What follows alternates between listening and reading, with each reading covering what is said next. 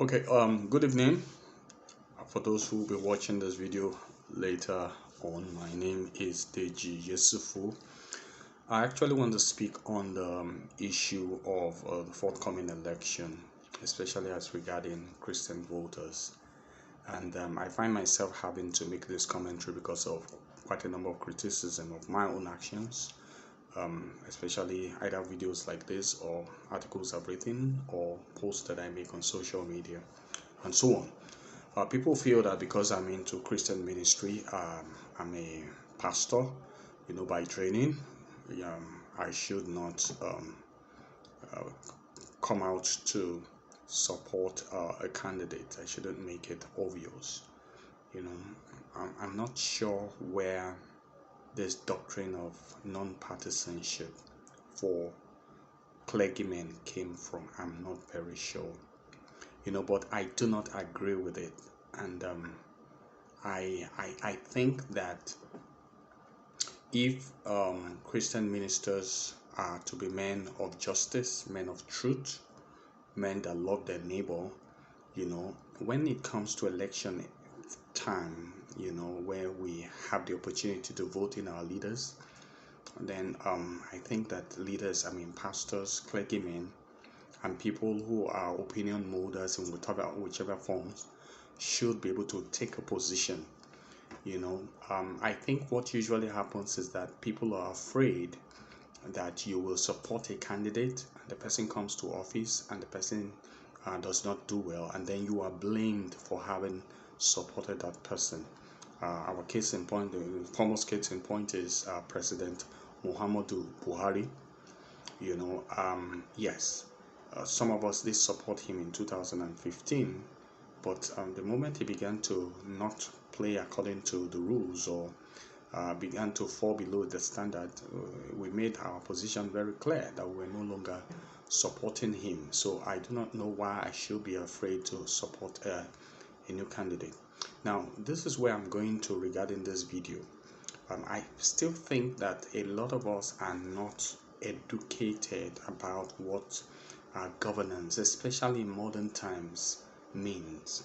Okay, now before we can even come to the modern time, let's look at the olden days. In the olden days, what we had government by monarchs, government by monarchy. One man will just rule, and he rules by decrees. Recently my family and I have been studying the book of Daniel, and I was telling my children that the king he slept, he had a dream, he woke up, and he called people and told the people to tell him what his dream was and then tell him the interpretation. That is how powerful monarchs were in those days.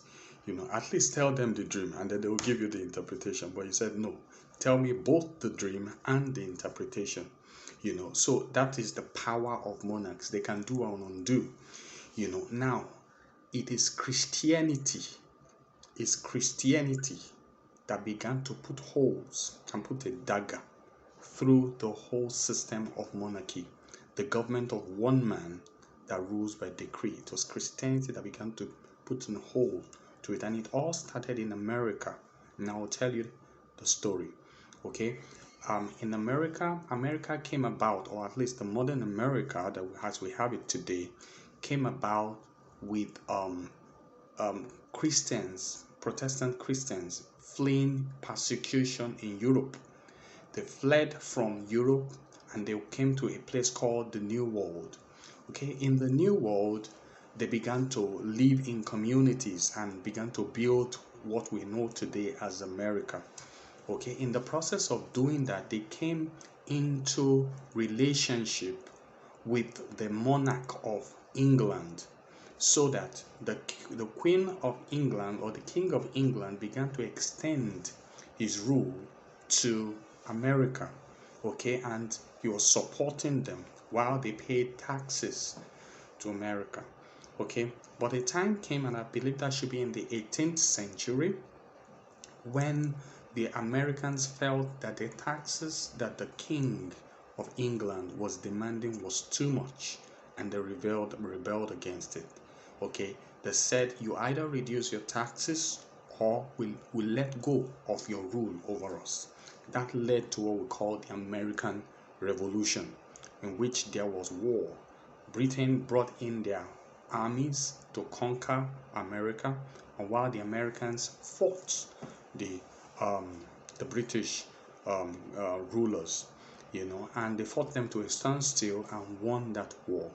Okay, at the end of the day, certain things came out of that American Revolution. The first thing that came out is something, the doctrine of liberty, okay, where the American people said that a people must have freedom to live as they all agree to. Okay, then another doctrine came forward, the doctrine of democracy, where the people choose who governs them. One person cannot just wake up because he was born from one family line and say that he's going to begin to rule the people. No, the people choose who governs them. Okay, and so America did that.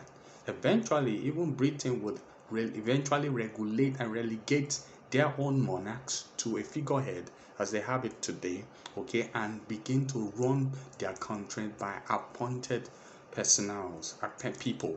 Okay, so democracy has come to take root in many nations. Many countries were not democratic. Even many countries in the eastern parts of the world are still not democratic till today. Okay, but democracy is the how will I call it, the leading idea in the political realm. Okay, and it was Christians in America in those days that stood with the fighters then and fought for freedom. In fact, it's a known theory that Christian pastors in those days will bring all their men. They brought out all their men in their congregation and handed them guns to go and fight in the American Revolution. And they fought, many of them laid down their lives so that their children may have liberty. Okay, and others survived and carried on the liberty. The point I'm trying to make is that when a people are seeking the person who will govern them, okay, Christian leaders cannot say they are on the fence. It is not possible. It doesn't make any sense to me. Okay, Christian leaders must take a position. We must be able to judge each candidate and see each candidate on their own merit and take a position and then encourage people to follow one candidate. Okay, the whole idea of saying that leave it to the people, it does not make any sense to me, because it was Christians that fought for the liberty and the kind of democracy we are enjoying today. So why shouldn't Christians be at the forefront in choosing better leadership in this country? Okay, so we have now come to where we have come to the point of making the decision. Now we have three candidates before us. First person, Alhaji Atiku Abubakar. Okay, for me, he is disqualified. Why? Because this country still runs a system of federal character. We still believe that certain people are allowed to rule this country from one region of the country, and then other people should rule. It's not possible for Buhari to do 8 years and then Atiku, who is from the north, to also come and take over from him. Those are the issues that some people in the PDP are having with Atiku, and we cannot say they are wrong about that. So Atiku is disqualified on that count. Then we come to Bola Tinubu. Okay, I can understand Bola Tinubu, the issue Bola Tinubu has with the Muslim ticket. Bola Tinubu is a moderate Muslim, okay, and he cannot choose a Christian as his deputy, all right, because moderate Muslim and with the Christian is going to be rejected in the north, where he's seeking majority of his vote, and so he has to go for a Muslim.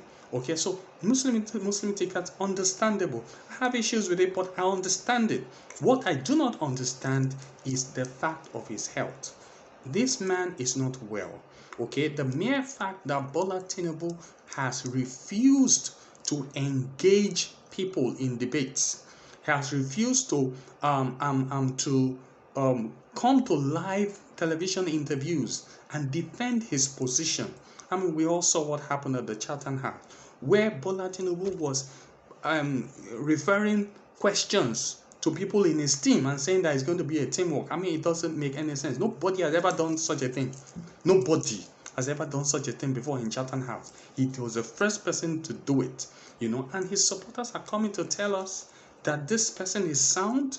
Okay, if he is sound, he should at least go to TVC, to Television Continental, the one that he owns, and grant interview there. Okay, not an interview that he grant to the BBC. And it was thoroughly, how will I call it, edited. Go to TVC. Go to TVC, your own, and do an interview. Let's even see what you have. Let's see what you can present to us. The only person that meets the mark for me is Peter Obi. Okay, he meets the mark. Okay, I'm very sure he's not a saint. Just like the person who is speaking to you is not a saint. Okay, but it's Peter Obi. This Friday I got my permanent PVC. Okay, I did a transfer of my PVC. I got it, and you can as well know who I'm voting for. All right, and besides that, I'm even going all out to encourage people to not only vote for Peter Obi, but for the men to come forth and be polling unit agents for the Labour Party. Be polling unit agents, be ward agents, and let us guard our votes. Let's vote for this man and say something different. Okay. Besides that, what is going on in Eastern Nigeria is very serious. And if we will, if the means of curbing the violence of IPOB is in voting an Eastern into government, by all means, let us do it. Okay. So I again want to reiterate this. There is nowhere I see in scripture that says that Christian pastors or individuals or leaders in church should not be partisan when it comes to politics. There's nowhere. Political life affects all of us. It affects our well-being. It affects our mental health. It affects our church life. Okay, a political person can come into government today and stop all church gatherings. They can. Okay, so if we have the opportunity, we no longer have monarchs, we have the opportunity to choose our leaders. By all means, let us choose those who better our lot in this country. Okay, so that's just a little I want to share. I hope you enjoy this, and perhaps you share it with others also. Thank you.